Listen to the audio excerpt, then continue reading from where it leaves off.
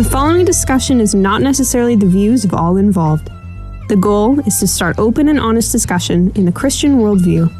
Like all things, weigh what you hear with what you know and join us in our pursuit for the truth. Enjoy the podcast. The cross is the Uno reverse card. No, I'm going to turn off this if you say that again. It is. He's the one, Uno. And it's a reversal. You're getting I tried my hardest to do that. I'm sorry, your youth pastor is showing. Cole, you're definitely not allowed to keep that in.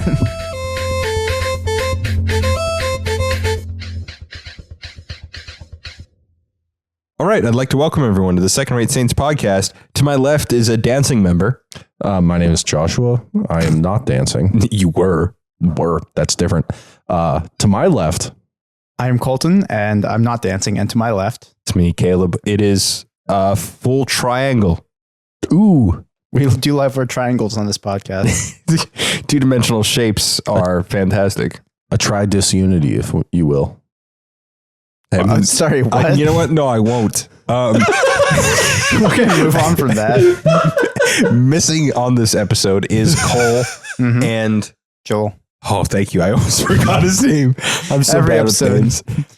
You can find episodes with both of them on our YouTube, which just go to YouTube, type in Second Rate Saints. You'll see our channel and some of our videos there. Or you can go to our website at www.secondраtesaints.com. There you can find links to all the stuff that we're doing, book reviews. There's a chat feature there for if you want to communicate to us, or you can email us at secondratessaints@gmail.com. Also there, next to the chat feature, you'll see a little support us tab, and that'll take you to www.buymeacoffee.com/Second Rate Saints. And that's how you can help support us.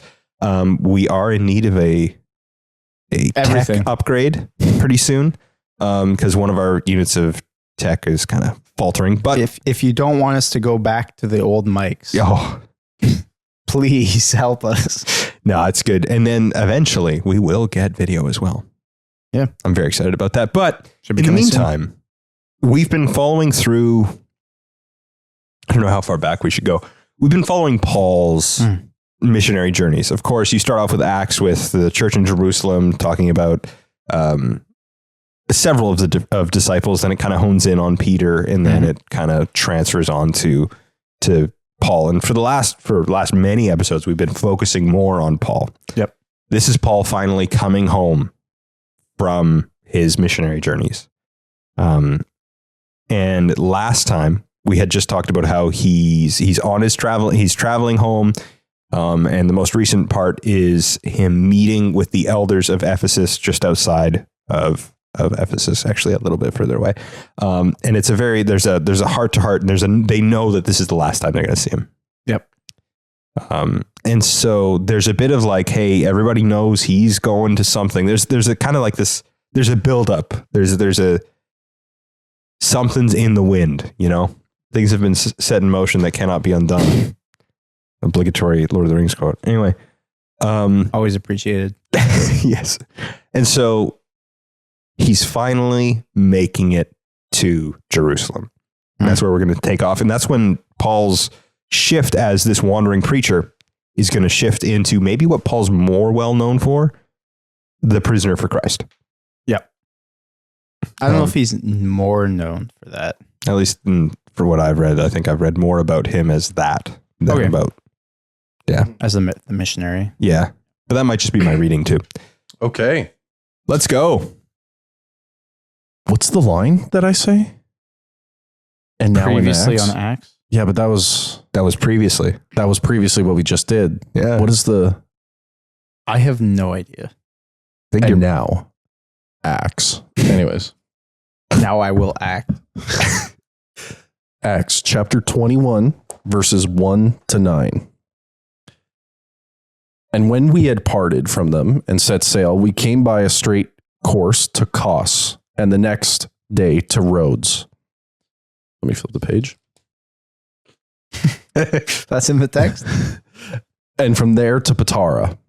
And having found a ship crossing to Phoenicia, we went aboard and set sail. When we had come in sight of Cyprus, leaving it on the left, we sailed to Syria and landed at Tyre.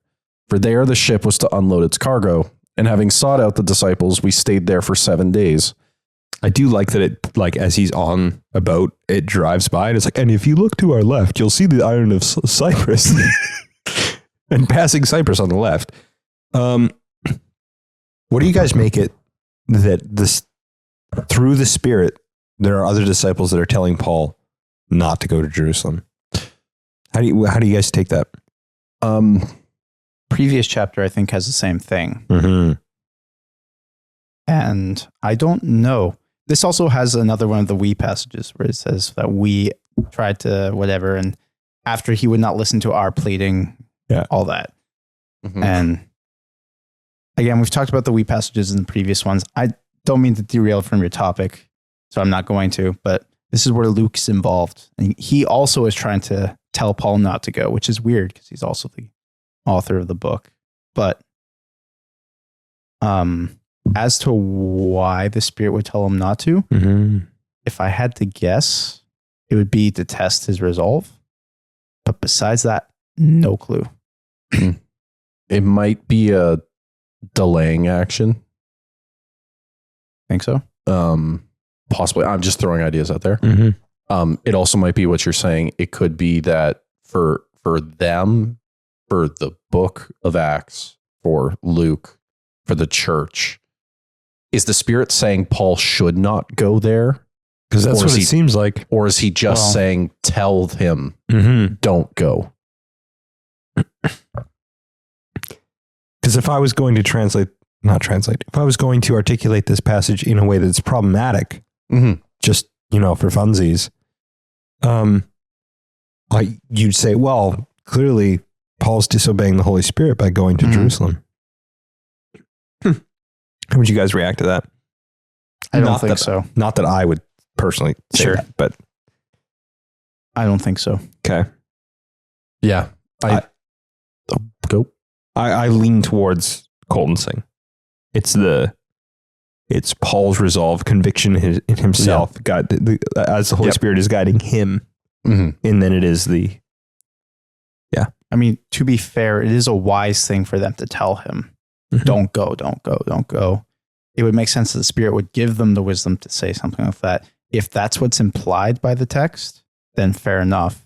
But if it is just saying that the Spirit's telling him not to go, then everything that happens in this next chapter and the chapter after that, with, as we'll get into with the trial and the Sanhedrin and all that, is not justified. And I don't think that, considering how Luke, one of the people, again, this we passage stuff is mentioned and how this turns into a good thing eventually and all that, I don't think that the thrust of the text nor the attitude of the author writing it seems to be portraying Paul as doing a bad thing. So saying that he's acting against the Spirit doesn't seem to make sense to me. Yeah, that makes sense. And I think it could be not that it is the same thing that is occurring, but a similar thing where when God is going to destroy the Israelites and says to Moses, like, I'm going to destroy them, get ready. I'm going to make a new nation out of you. And then Moses intercedes and then God goes, okay, right. Where we know that because of the context of the rest of Scripture telling us that God wasn't going to destroy them, but he was setting up this moment. We also have to account for his prophecy that he's not going to see them again. The Ephesians again. Yeah. That was given by the Spirit, or at least he implied it based off of wisdom that he had from the Spirit. And if that's the case, if he has that, why would the Spirit not be leading him there? And so I think it's a similar thing where there's something bigger that's happening. And the Spirit isn't misleading people, but he's setting up the context for the thing to occur. I can stop you right there. I completely agree. Yeah. Oh. Yeah. All in all, I think it's fair to say that both are being led by the Spirit. Yeah. Philip the evangelist shows up again. He was our kind of like, he's the dude. He was the introductory character before we got to really following Peter and Paul. But he was a little bit one of the seven. One of the deacons, right? The deacons, yeah. And he has 4 unmarried daughters who prophesy. Shall we get to that? Sure. Okay. Let's do it. Yeah. Verses 10 to 16. I lost my... Whoa. While we were staying for many days, a prophet named Agabus came down from Judea. And coming to us, he took Paul's belt and bound his own feet and hands and said, "Thus says the Holy Spirit, this is how the Jews at Jerusalem will bind the man who owns this belt and deliver him into the hands of the Gentiles." When we heard this, we and the people urged him not to go up to Jerusalem. Then Paul answered, "What are you doing, weeping and breaking my heart? For I am ready not only to be imprisoned, but even to die in Jerusalem for the name of the Lord Jesus." And since he would not be persuaded, we ceased and said, "Let the will of the Lord be done." After these days, we got ready and went up to Jerusalem, and some of the disciples from Caesarea went with us, bringing us to the house of Mnason of Cyprus, an early disciple with whom we should lodge. Yeah, I think that feeds into the preparatory. Yeah. Creating the context. Yeah. Yep. And yes, there's a very interesting passage here about prophecy and stuff, but bringing up what Caleb was saying about the 4 daughters who prophesied, it seems like a weird thing to bring up, especially since the one who does actually prophesy to Paul is not one of the 4. Why is that brought up at all? Just a small little random detail. It is a random little detail. It doesn't. Oh yeah, this is Philip. One of the 7. Anyway, he has 4 unmarried daughters who prophesy. But it might be another one of those notes that is in reference to, look, we're in the time of Joel that Joel mentioned, where your sons and your daughters will prophesy. I agree. And dream dreams. I also think it might be showing that Philip is a good leader and that his children are doing and saying the word of God and all that. If I had to guess. There's comparisons. I wouldn't push this very far, but people have made comparisons where you have the virgin prophets in like pagan cultures. Yep. Any connection you guys think or no? Oh, like the 7, is it the 7 Pleiades? Huh? The Pleiades is different cultures have different forms of this. It's popular. I know what you're talking about. Yeah. I don't. Purity, set apart for God. The very generic things that come with abstinence. Yes. It's the Pleiades were the 7 daughters of the Titan Atlas. Okay. Yeah. Well, I wouldn't think there'd be a connection, not specifically with the Pleiades, but just with that idea. It might, I think, to at least whoever read it, it would just be confusing if he was trying to. And there's no actual story tied there either. Yeah. So if there was a story about that, I think it would have been said if it was trying to draw this Greek style idea of prophecy, unless Luke is trying to appeal to Theophilus or whatever. Well, I don't think that he's trying to do anything with the story. I think the only reason why I brought it up though was, do you think that there's patterns within religious thought across different religions, one of which is wholly dedicating oneself unto God through abstinence, through remaining unmarried or virginal. And that's tied in with prophecy. Perhaps. I don't think so. I think that it's just an off-the-cuff mentioning by Luke, which he does every now and then. Yep. And it's happening faster and faster, actually, in Acts. Especially when he's involved. Like how they took the road south underneath Cyprus. For some reason, he mentions that to the left and you'll see Cyprus. Anyway. Yeah. Here's a very well-lit room. Stuff like that. Do you think Agabus just ripped the belt right off of him, or do you think he had it on like a table on the side? Or do you think he went, "Hey, can I borrow your belt for a second?" If I had to guess, I would assume that he'd take it off of Paul.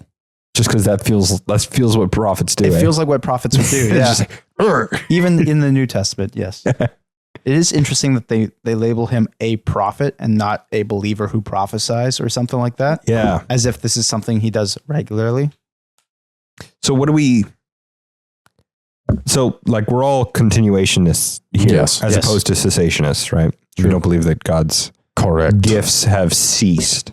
However, correct. There's only one gift, and that's the Holy Spirit, and he decides to do what he wills. no, Anyways, he gives That's gifts. what Paul plural. says. Yeah. I know. It's fruits, No, I'm which are what? fruit, actually. I'm joking. No, and I'm going to treat it like it's serious because this is funny to me. Is this coming back to belts at some point? Belts? There's only one The belt. Paul's belt. Oh, but yeah, Paul's belt. It is coming back to belts. Thank you for saving that. Yeah, it's It says he continuation. is a prophet. Yes. Is the office of prophet still open there, Josh? Yes, if we're like properly understood through the context of the whole New office. Testament, would go to preaching. Well, is the office Oh. of apostle still open? No. Like, It's the difficulty is there's a lot of that I'm word. just setting the groundwork here. That word office does a lot of work in I that was sense. going to say, because if we say that the office of apostle doesn't continue, then you can also say that the office of prophet doesn't continue yeah, without like having to make Well, and those you say, massive well, what about the claims. office of the priesthood? What about the office of? Yeah. And so I think what you have is you had aspects of certain people that were called out Mhm. to be leaders that say that have the Holy Spirit working on them in an anointed a special way, to be priests. Some were prophets and had a special anointing of the Holy Spirit upon them. And that's, you have like Elijah and Elisha type stuff. Even the kings in a certain way too, right? Yep. And what occurs in Christ, those are all foreshadows. yeah, But now the kingdom of priests, kingdom of prophets, all are the kingdom of, like, we are the Holy Spirit undivided amongst the people of God, indwelling in a deep way that only before they would never knew. yeah. in everybody. Yeah. And so Believers. when people are like, oh, but the office of apostle or the office of priest or the office of this, without going through the legwork of what does it mean to be, what is let's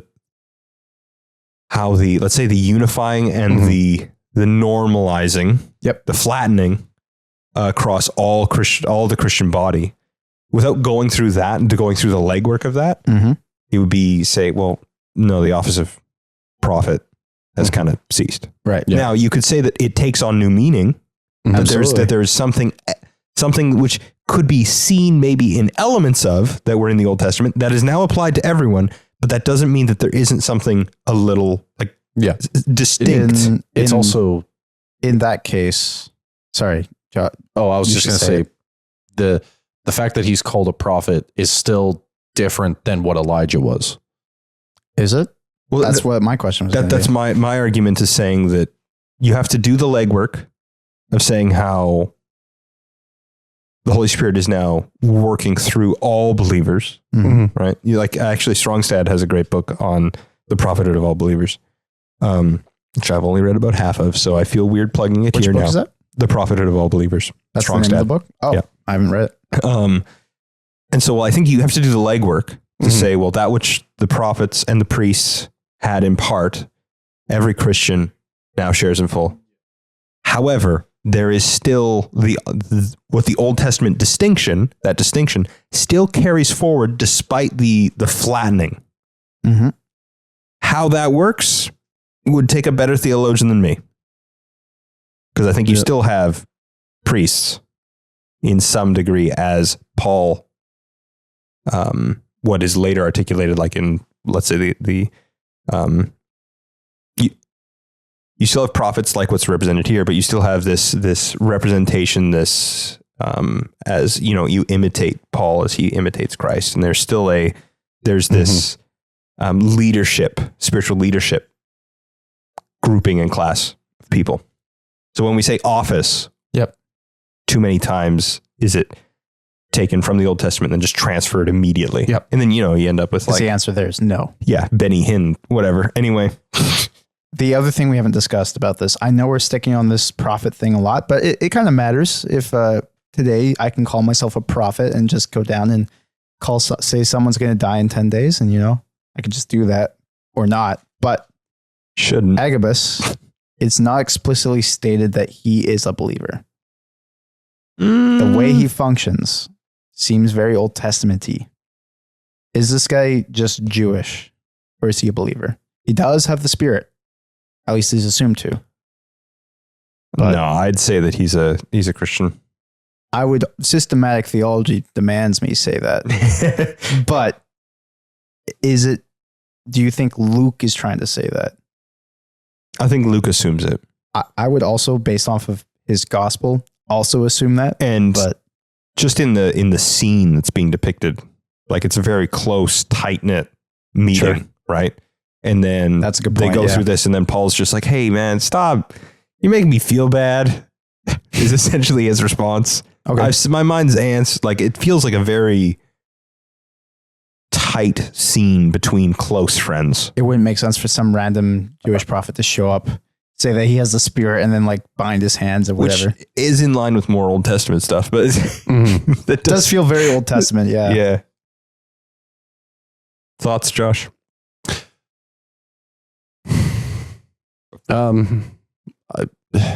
It's difficult because outside of I think one of the differences with him and Old Testament prophets, though, is the Old Testament prophets tended to have a significant place in the nation, Mm-hmm. whereas this is just one guy. Yep. And it's just for this moment, as far as we're aware.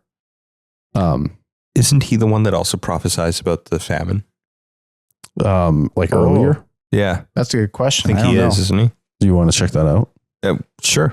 Carry on. Either way, for Agabus to do this does seem to just whether or not he is the biblical prophet of the Old Testament, or this idea of a prophet within the New Testament's idea of all believers having the Spirit within them. Either way, this is kind of the final nail for them to kind of give up on trying to convince Paul not to go. Simply because Caesarea, where they are, is really close. It's right near Galilee. Yeah. It's really close to Judea and Jerusalem. Still a bit away, but this is kind of their last chance to stop him.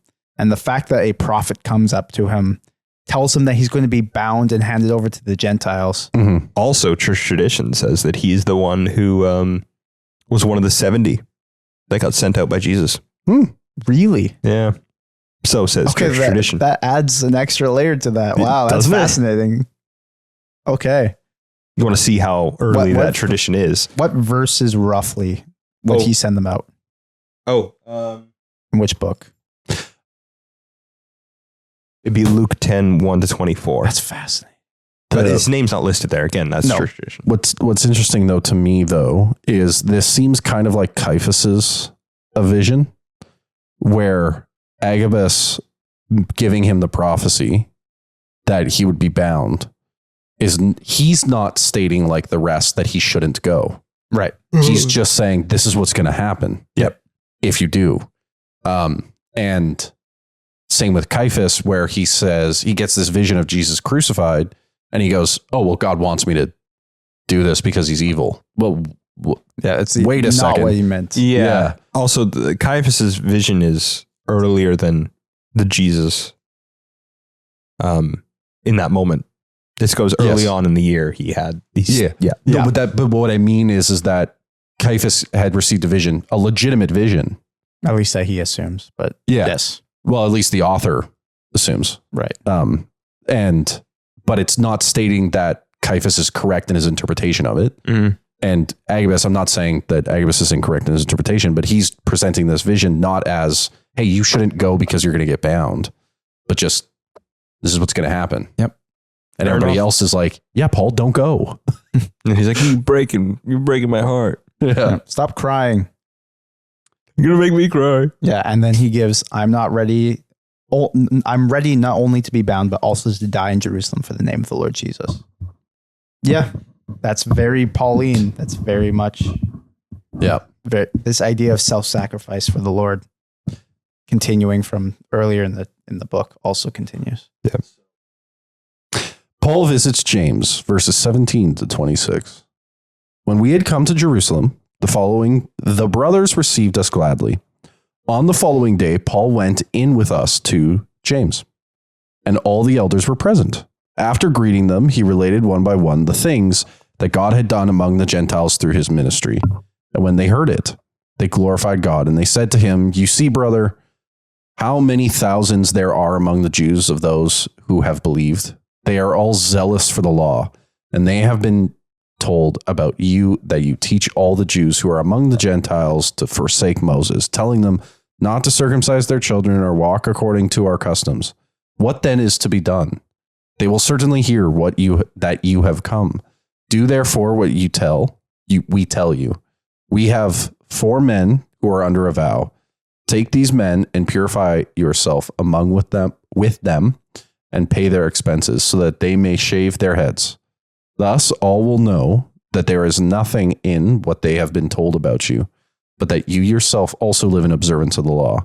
But as for the Gentiles who have believed, we have sent a letter with our judgment that they should obtain from what has been sacrificed to idols and from blood and from what has been strangled and from the sexual immorality."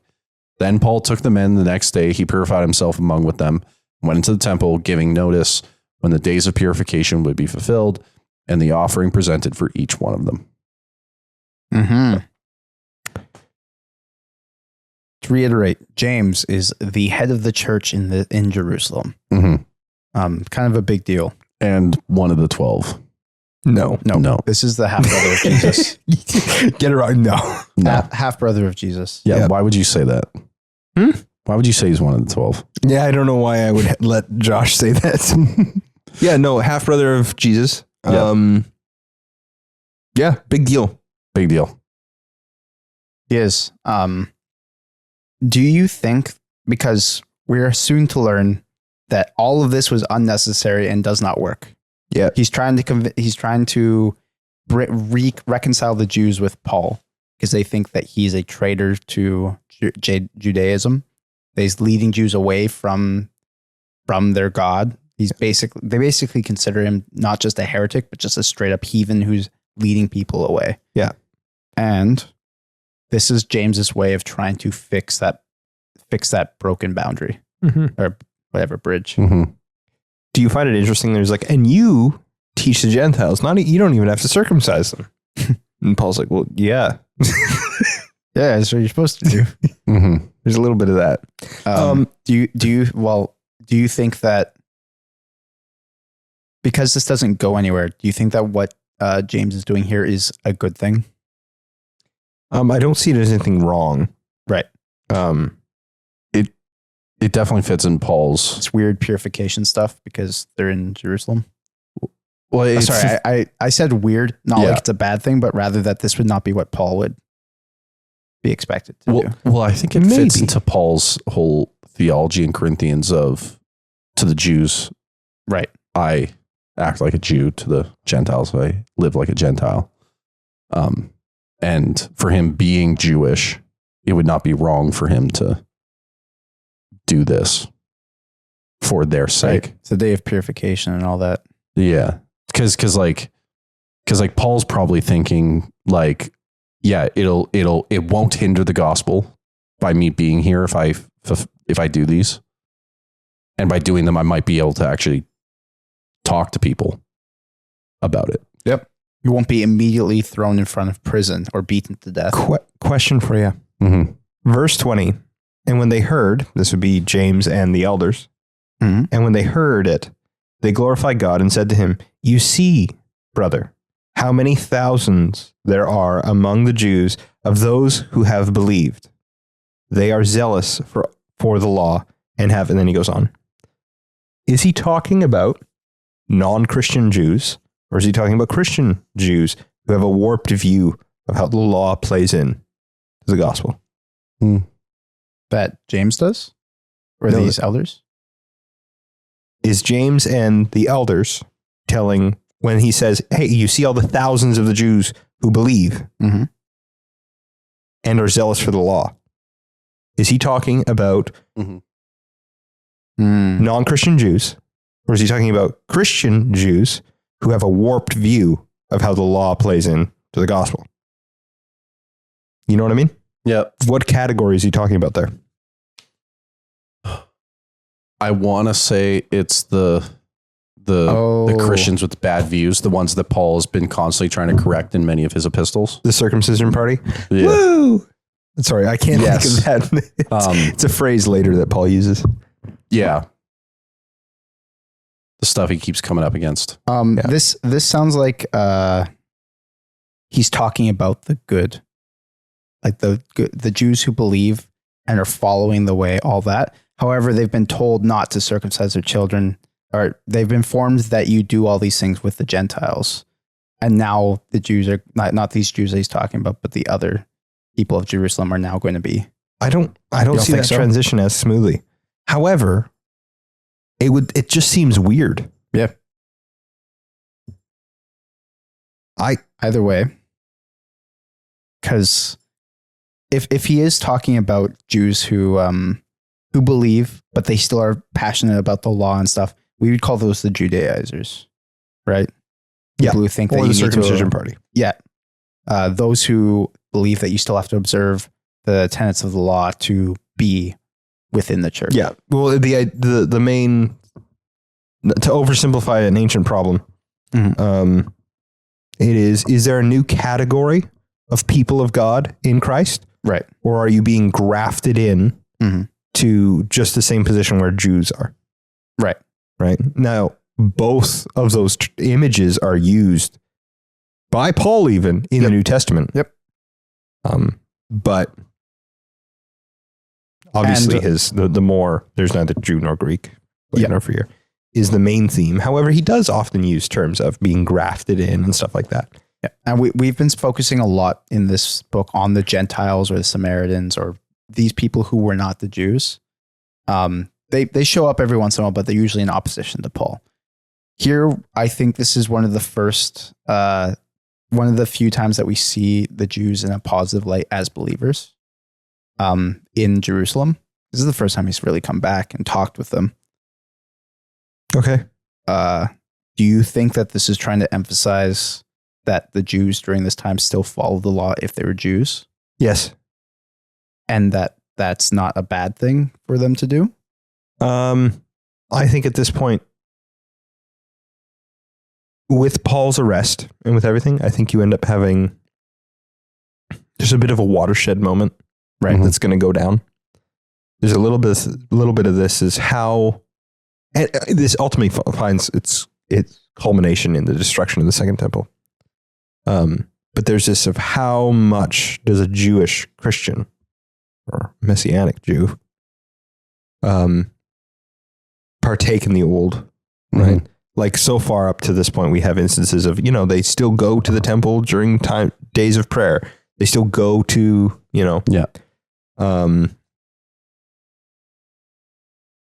like the fact that Jesus states to the Samaritan woman worshiping God in spirit and not in a temple. And yet Paul is going to a temple to worship. Yeah. Well, and all the disciples did originally, it looks like in the first few years. And not that there was anything wrong with that. No, but that's the point. Yeah. Is that we're in this weird point where it's transitory, it feels like. Yeah. Yeah. No, I think that this is trying to say that those Jews who have followed the law, that these elders might think that's a good thing. But Paul clearly is said to hear that the Jews who are with the Gentiles out there in the rest of the world, he told them to live like the Gentiles, to not circumcise their children and stuff like that. And then they're confused. These elders are confused. Why would you do that? What are we going to do about it? Yeah. Because now they all think that you're some weird guy. Yeah. Let's do the purification thing. That will help. Yeah. Well, and on the other seems hand, like an olive branch a little bit. Yes. Like, hey, let's slow down. Hear us out.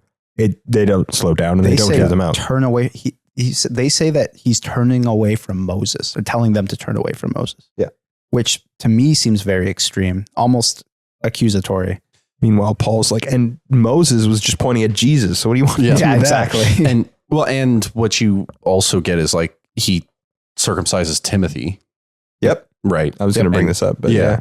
And so I think it's James, the elders, and Paul understand that you can obey the law not to satisfy God because Christ already done that. But obeying the law isn't necessary. But obeying the law is still good. Here's the because thing. it is God given. Here's the thing. This gets into new perspectives on Paul, Yeah. which we're not talking about. What? New perspectives on Paul is a E.P. Sanders, and it's a big rework of understanding of how Jews viewed their relationship to salvation and righteousness, Right. and their adherence to the law, along with other aspects of rearticulating how Paul understood righteousness under the law and in Christ. Now, it's a gradient. Some are very extreme, like new perspectives on Paul. And generally speaking, if we're going to dumb it down to oversimplify something I'm just something I don't know that I'm much about, oversimplifying to the point where I'm guaranteed to be wrong. Mhm. Okay. New perspective of Paul presenting that Jews understood that they were already saved by the grace of God, but they follow the law to show their gratitude and to maintain their relationship with God, who gives them the grace of their salvation. Sounds familiar? Mm-hmm. Because it's very similar to Christianity. Yes. Right. Now there's a gradient of how much do people think that and to what degree. And you can find articulations of that like in Qumran. Okay. It's not crazy uncommon. However, what's presented and what's common in New Testament and throughout Christian theology is for us to go, the Jews followed the law to obtain righteousness. Therefore, if they're following the law at all, like shaving their heads here for purification, that means they think righteousness can come from it. Or maybe it's not quite that black and white. Maybe there is a little bit of new perspectives on Paul stuff going on. Right. And they understood their relationship with God in the context of the law, both righteousness and non, for all that the law provided for them. Well, can I jump in? Yeah. Sure. I could give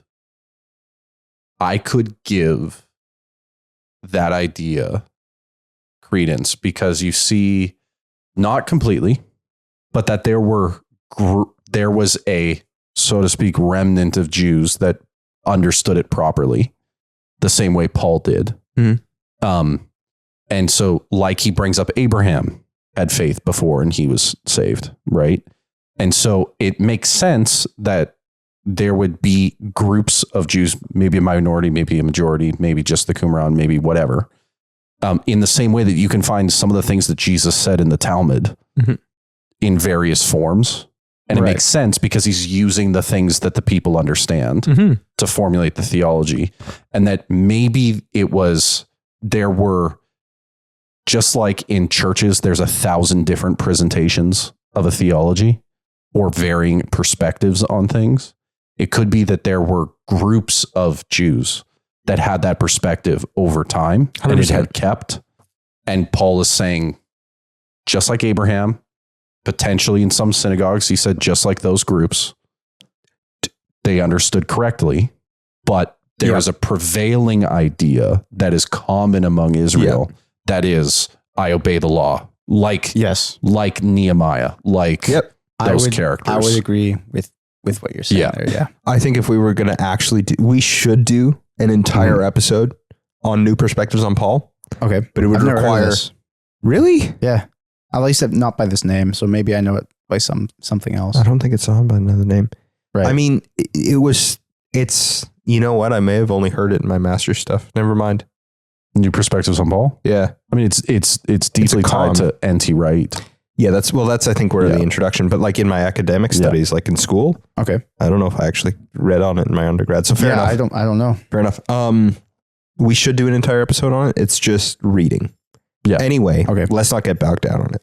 Mm-hmm. Point being, there's way more complexity going on there than what we can simply do here. If the stuff that ivory tower heavyweight academics actually shake the foundations of the ivory tower. Yeah. Right. If I had to say a statement about what's being said here, it seems like there are Christian believers who are Jewish who are still obeying the law, but they've heard that Paul is telling Jews in the Gentile regions not to circumcise their kids, not to do these.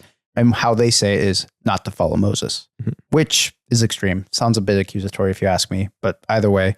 Then they say that they've been telling the Gentiles to do the right thing that they were told to do at the Council of Jerusalem. And that is what it is. But to reconcile them, Paul, to these Jewish believers in Jerusalem, which is a big deal. Yeah. Then he should follow the purification rituals with these men, which it's walking into town like in a Western movie, holding your gun up and like putting it down and then walking so that the guards can see. Yeah, walking in and going, I'm unarmed. Turns out they don't care. Yeah, and then they just grab you the moment you land. Yep. Okay, we've spent some time on this. Shall we move on, please, to verses 27 to 36? When the 7 days were almost complete, the Jews from Asia, seeing him in the temple, stirred up the whole crowd and laid hands on him, crying out, "Men of Israel, help!" And the law and this place. Moreover, he even brought Greeks into the temple and has defiled this holy place. For they had previously seen Trophimus, the Ephesian, with him in the city, and they supposed that Paul had brought him into the temple. Then all the city was stirred up, and the people ran together. They seized Paul and dragged him out of the temple, and at once the gates were shut. And as they were seeking to kill him, word came to the tribune of the cohort that all Jerusalem was in confusion.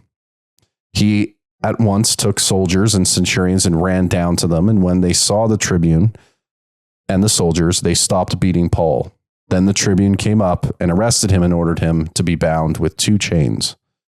He inquired who he was and what he had done.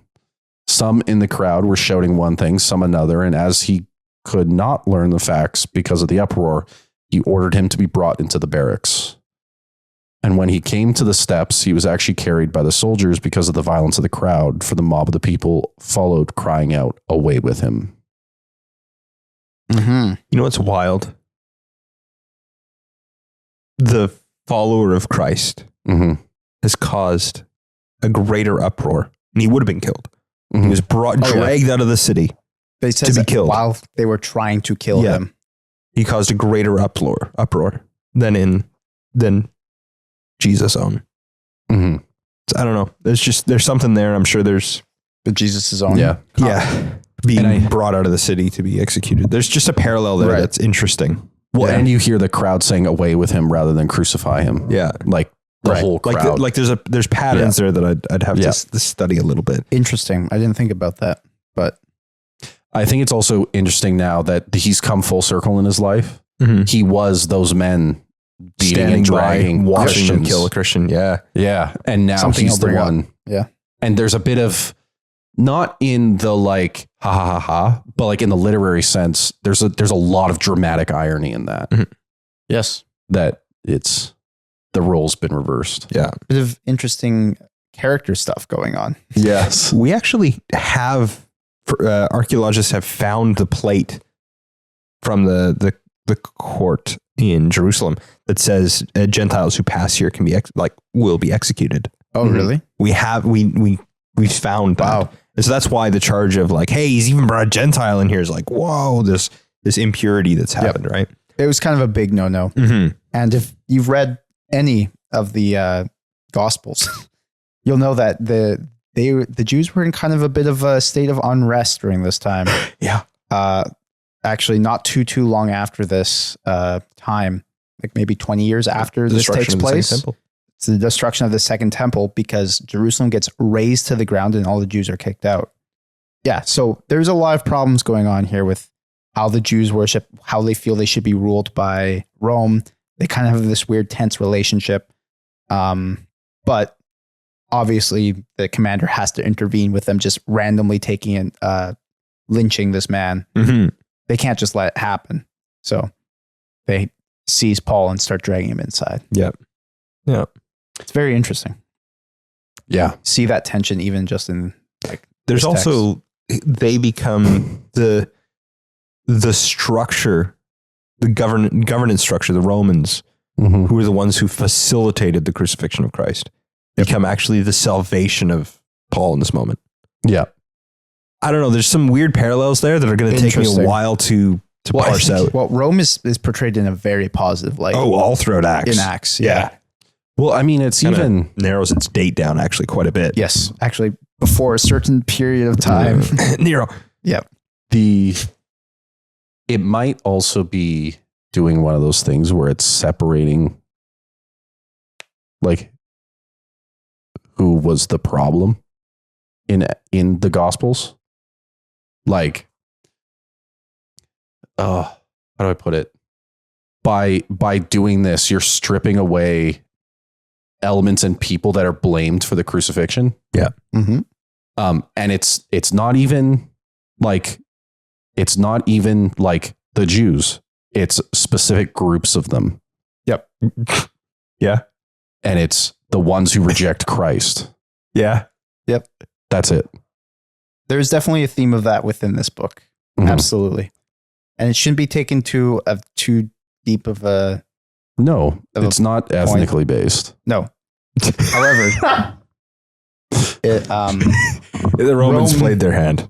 The Greeks are also portrayed in a very similar kind of light where they actually seem more flippant, like they switch how they feel towards Paul and his message, like on a whim almost in the previous chapters. Mm-hmm. The Latins have perhaps the best portrayal in Acts. Actually, I think I'm pretty sure that's on purpose. Yeah. Rome is portrayed, and the leaders of Rome, except for a couple that are very specific, they're all portrayed very positively on the side of Paul. And if I had to guess why, it could be because of the person he's writing to, that Luke is writing to, or it could be showing how they have done nothing wrong. Yeah. This a continual idea of the people who present the gospel are living in step with the word, like they're doing the right thing. The Romans can't even find fault in them, stuff like that. I don't know. Mm-hmm. There's something there. I guess. I don't know. I feel like this passage that we just read could be heavily compared to the trial and crucifixion of Christ. And there's massive parallels there that I could probably mine for a long time. For sure. Well, and it's also the opposite, right? Because you've got one guy that's in the temple and is brought out of the, like, is being brought out of the city slowly. And then you have the other guy who was outside the city that is brought in and then brought out. And there's an interesting... Yeah. There's parallels there that both many which line up, many which don't. Yeah, I don't know. Anyway. Well, he saves them in the midst of them beating him to death. Yeah. So like it got close. Do you think Paul heard the cries and was just like, oh, here we go?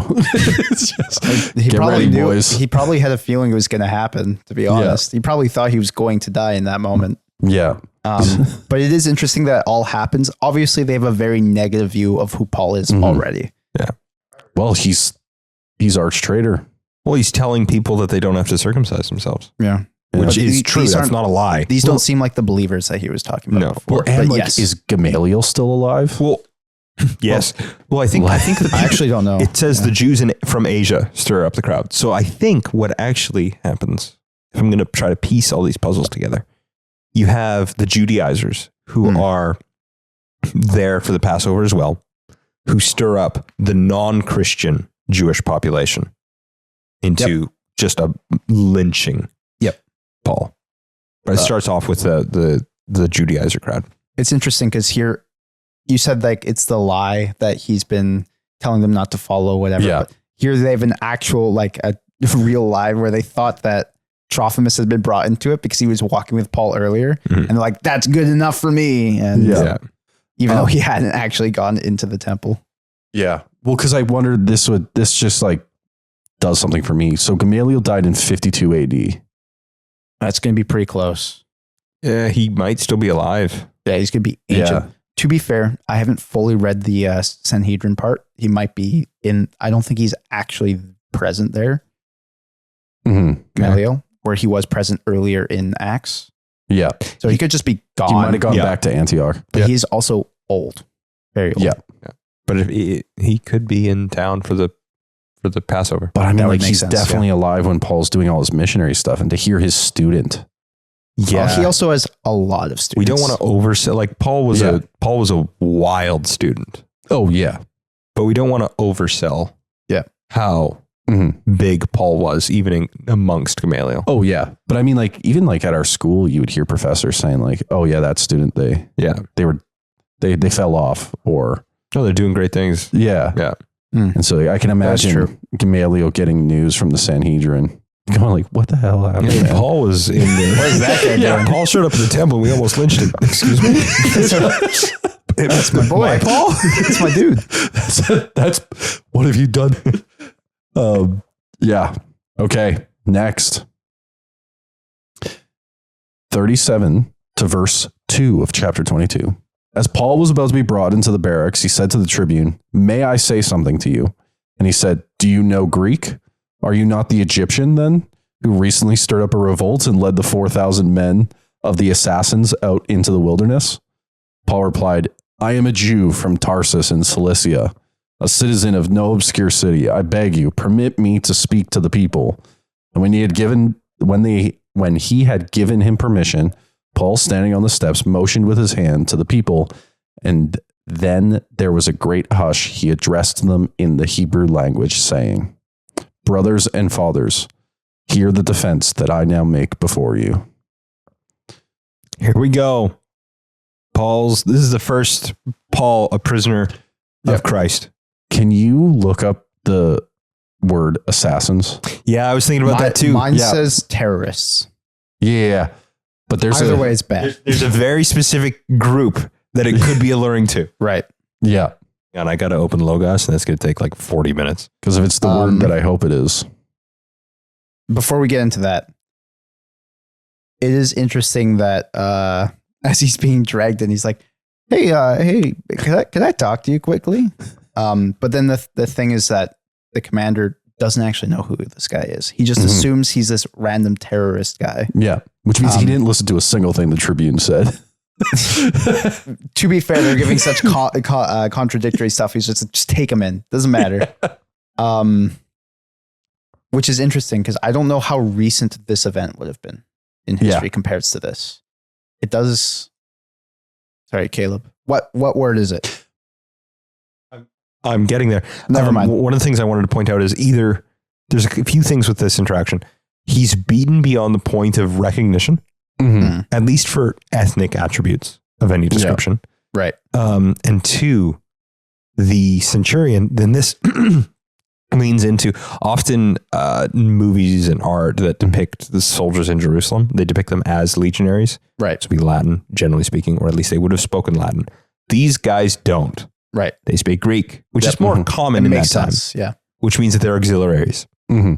So the guy's probably a auxiliary Roman commander, which would mean that he's somewhere all the way from Greece into Egypt, give or take. And that'd be like your... It's from the general area. Of where Alexander the Great conquered. Okay. So you're talking. Yeah. Well, and it's... The first thought I had was Paul did just shave his head. Yep, and all Egyptians are depicted with bald heads. like in old ancient 3000 BC, maybe. Yeah. Yeah. And so it's like, you punch a bald guy a couple times, he looks like every Egyptian. I don't think that's what the point here is, but that is funny. Anyway, he gets it wrong who this guy is. Well, so this guy's who Paul is. Yeah. And he does mention he's a city of no ordinary city. No small size. Yep. Sicarion. Yeah. It is. I don't understand the significance here. Sicario were religious assassins. Oh. Yeah. So leading the assassins, 4,000 men of the assassins, like that's... You think that's referencing this Sicario? Well, it's what he's stating is that this group, this is a group that causes strife in all of the regions in that area. Right. And so this guy he's not just dealing with in-house revolts and problems. He's dealing with an organization in the Middle East. Does mean that the Tribune just shows up and then projects the problem that he thinks right onto Paul. Yeah. Well, to be fair, the way they're reacting against him is incredibly strong. Yeah. But more than just some random heretic that they would have found. Yeah, because like a lot of what Pilate dealt with, it was like putting down of revolts. Yes. In the area. Very often. And up until Titus destroys Jerusalem. Yep. It's just constantly getting worse. Yeah. And so what you're seeing is that getting worse because you're seeing the Sicarans. Do you think that that's just the term that the Greek military leader would have applied to Jewish revolutionary zealots? Because that's very possible. Potentially. But the connection that happened roughly around this time where a Jew from Egypt came down and started a revolt against the Romans. Mm-hmm. And that's what this would be referencing to.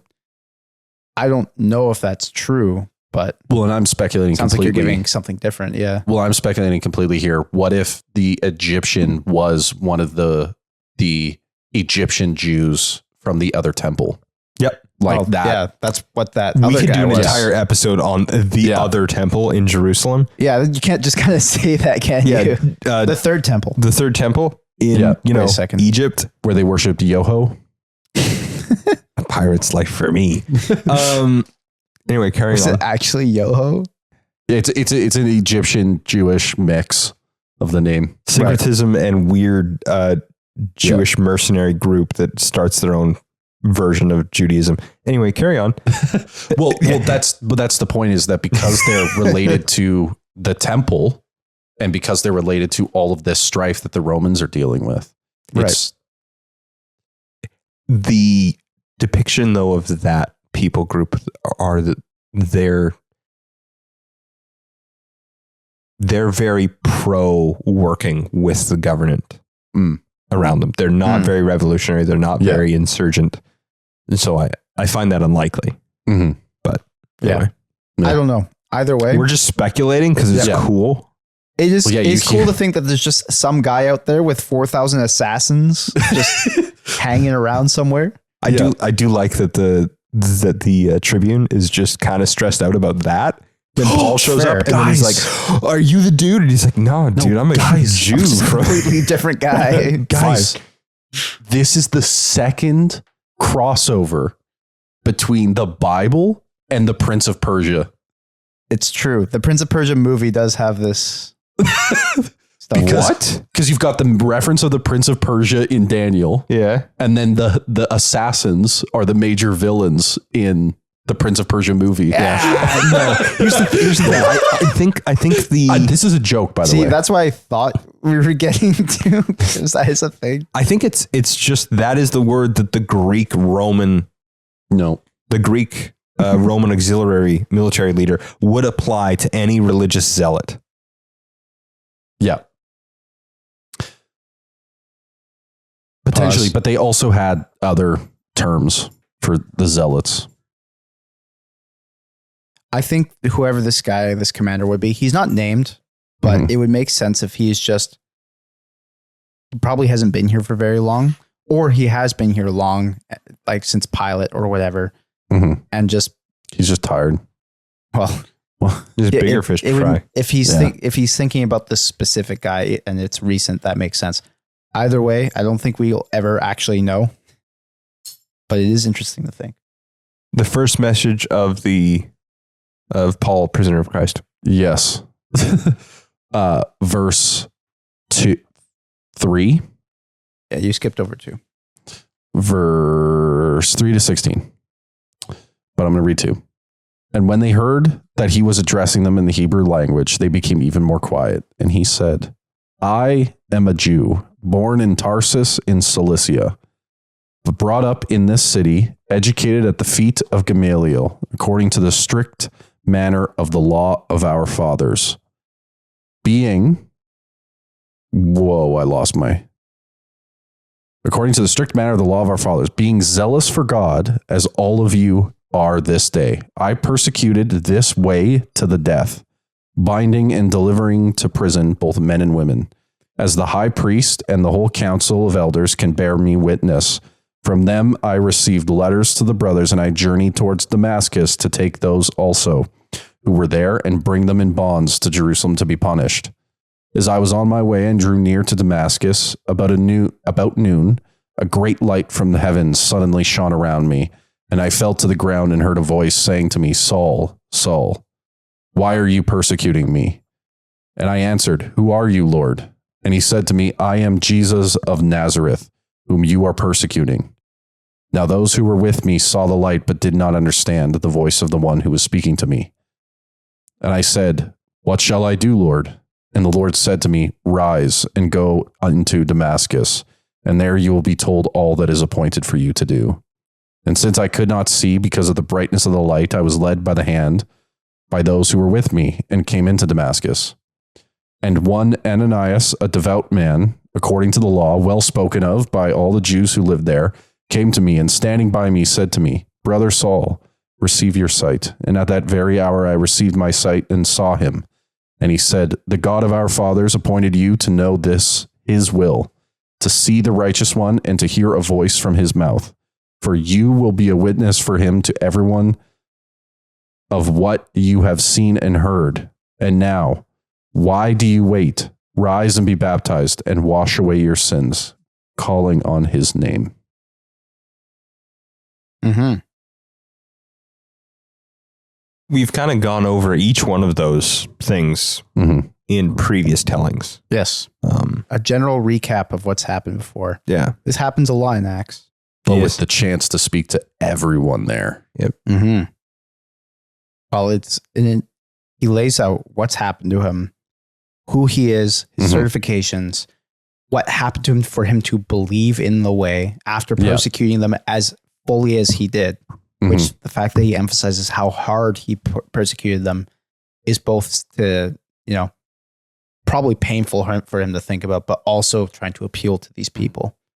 And then saying that the sudden revelation that came to him from God, that Jesus came down to him, was this sudden turning event. And that's why he is doing these things. And then he went on to he was healed, and and that the man who healed him was a good man and of right standing and all that. And that basically he's trying to appeal to these people that what had happened is not only legitimate, but actually in line with God, despite them being pretty angry at him. Yeah. I think you said that well. Good job. Okay. Yeah. You're right. We have talked about it before in previous episodes because it just covers about chapter 9 and also the stoning of Stephen, which is brought up as well. Yeah. So let me continue. Carry on. Verses 17 to 22. When I had returned to Jerusalem and was praying in the temple, I fell into a trance and saw him saying to me, Make haste and get out of Jerusalem quickly, because they will not accept your testimony about me.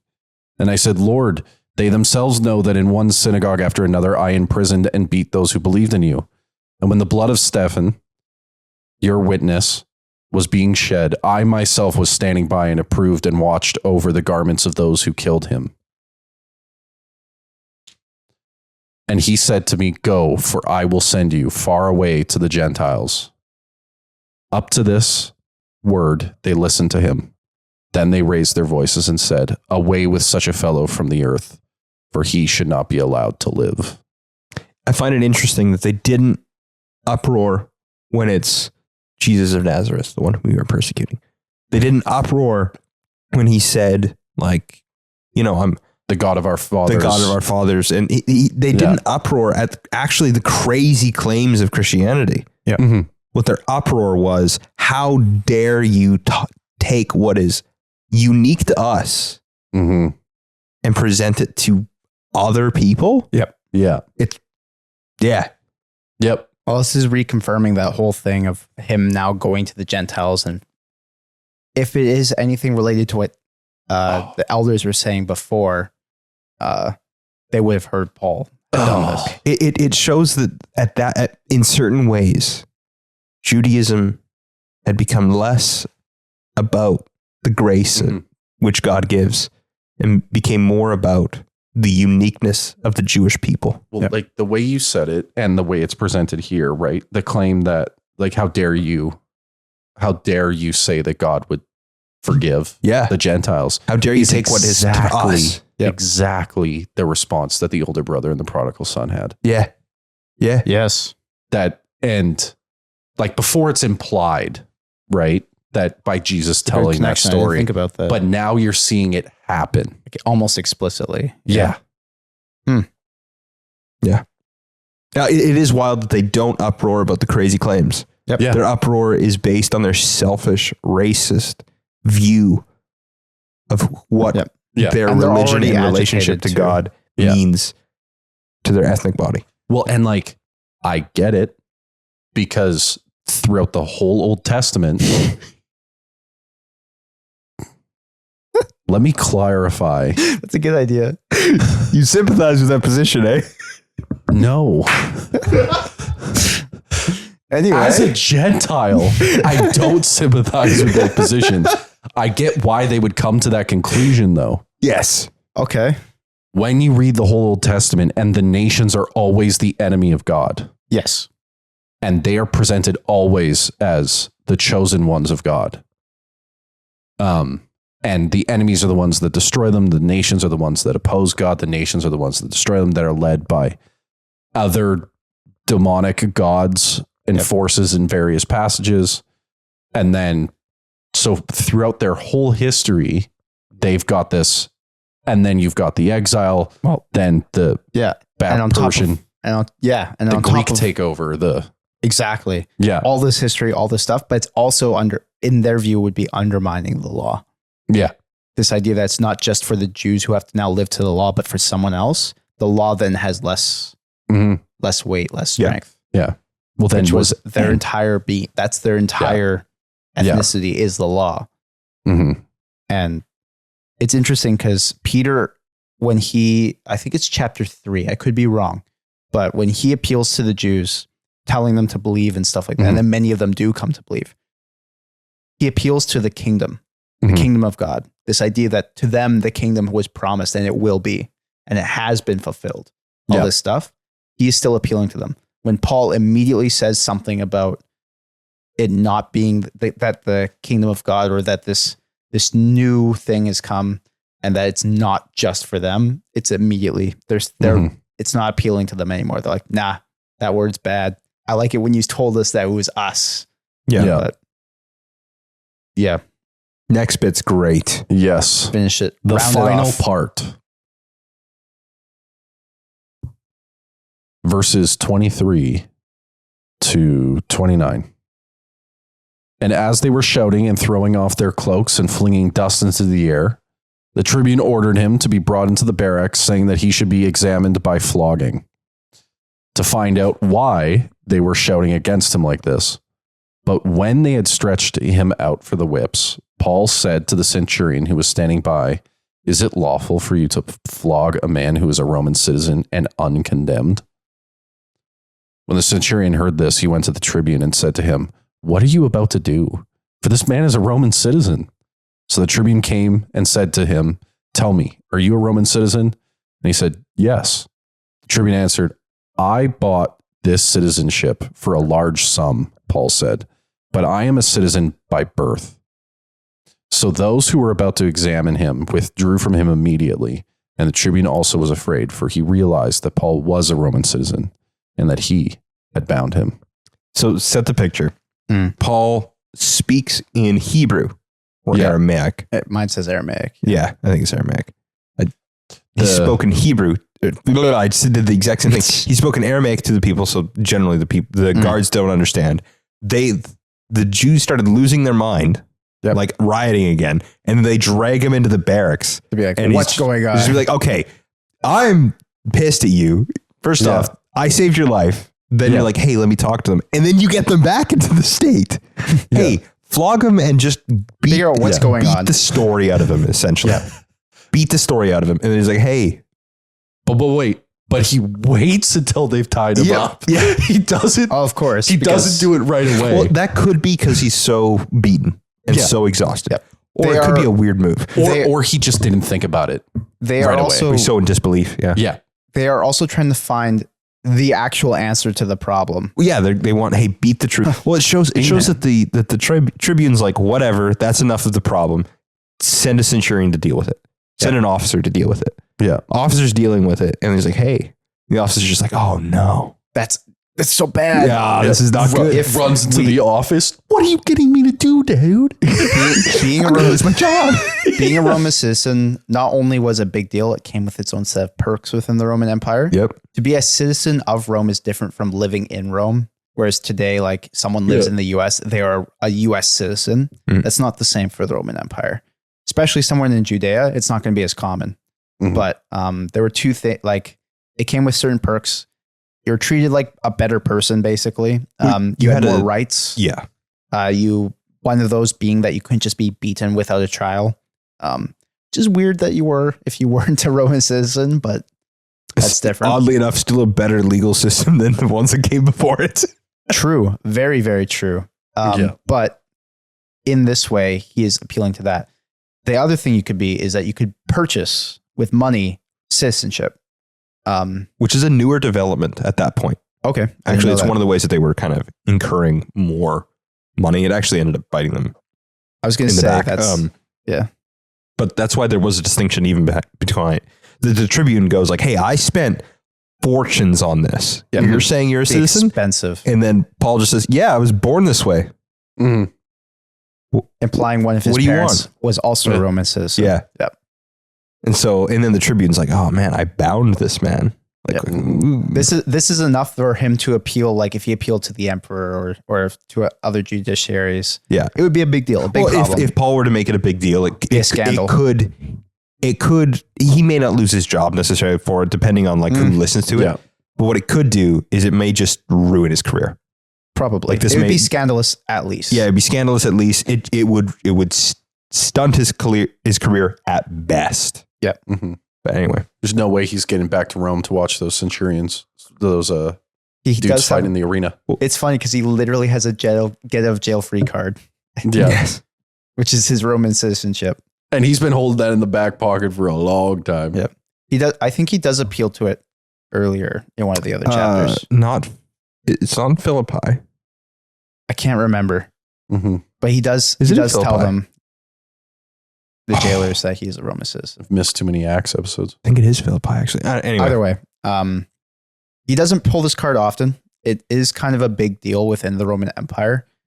At the same time, the reason why he says, I bought this stuff with me, I bought this stuff for a fortune, is because it's like, it's kind of a big deal. To impersonate being a citizen is also a really bad thing. Yeah. If he was not actually a Roman citizen and said he was, I think that was a punishable offense, like by death. Bad. I think. Yeah.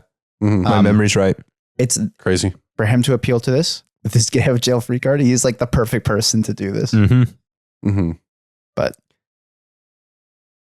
good thing they didn't actually start beating him. Yeah. Yeah. I mean, it doesn't go well for him for a while, but it's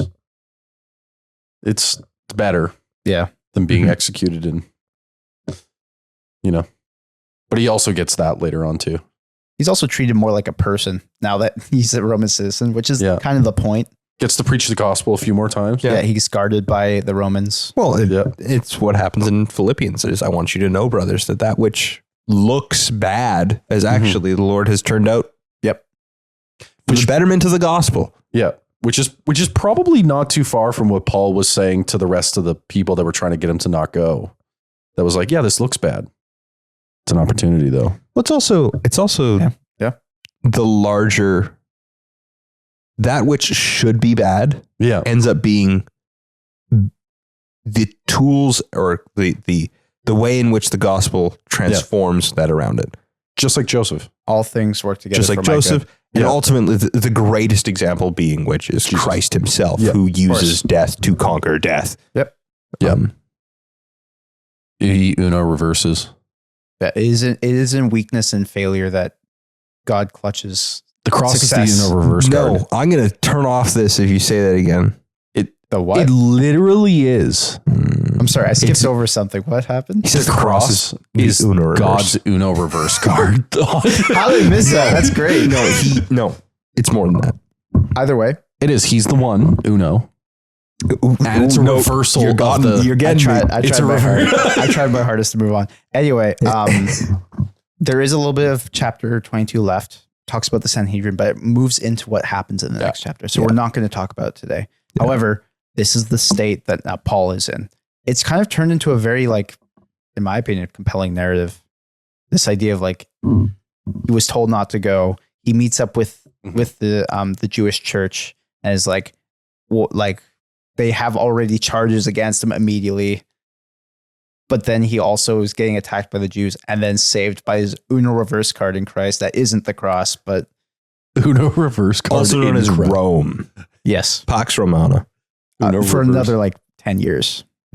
And then it Pax, not Romana. That's a theology right there. Uno reverse card? No, I hate it. The Uno reversal of Christ's redemption. It's just the cruciformity pattern of carrying on.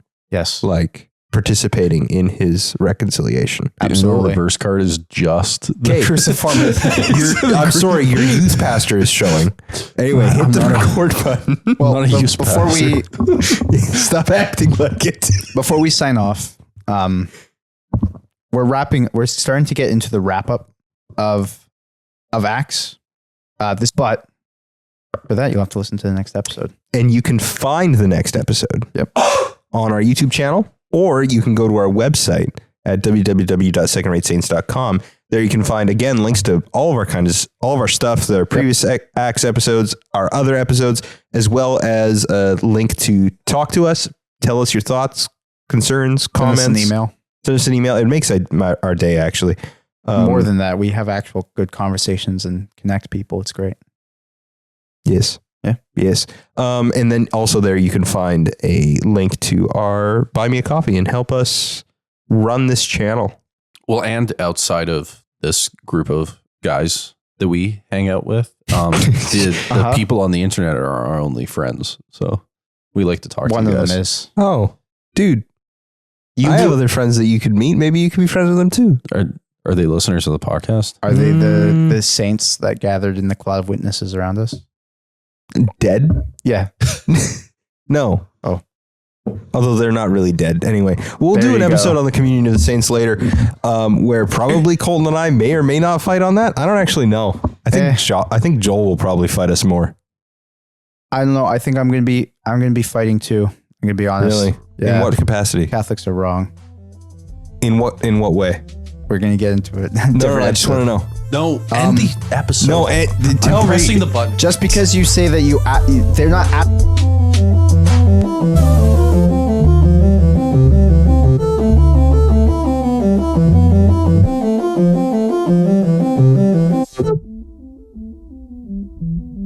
It makes sense why the Jews would want to make space lasers.